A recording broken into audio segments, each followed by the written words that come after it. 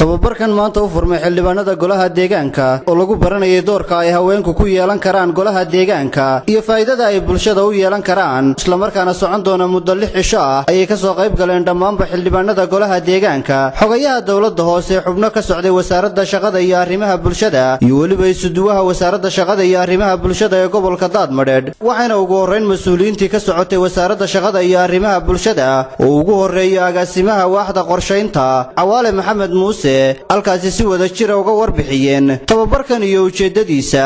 waxaan u soconay anigu ka soconay wasaaradda shaqada iyo arrimaha bulshada waxaan halkan u nimid tababar ku saabsan ka qaybgalka dumarka golaha deegaanka saameynta ay ku yeelan karaan iyo horumarinta ay ka qayb karaan arrimaha bulshada intaan guud ka faano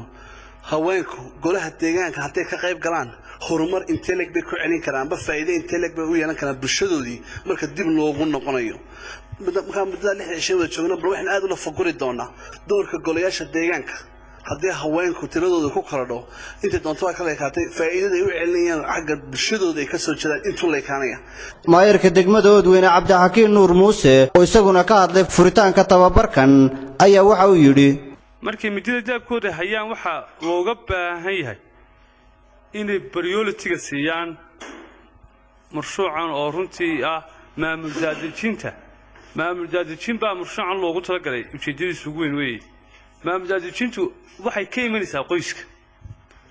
haddaan haweenka ugu nugul baahida deegaanka haweenka biyo la'aanta ugu nugul haweenka caafimaad la'aanta ugu nugul haweenka marka haddaan cid rool ka qaadato oo aaraahdoodii soo jeedisa baahidii dumarka iyo baahidii haweenka aanay ugu jirin runtii waa mas'uuliyad baa saaran sidii looga soo qaybgelin lahaa xubno muhiima looga sii lahaa talada maamulka dawladda hoose Muuse Salebaan Maxamed telefishinka qaranka Soomaaliland magaalada Oodweyne.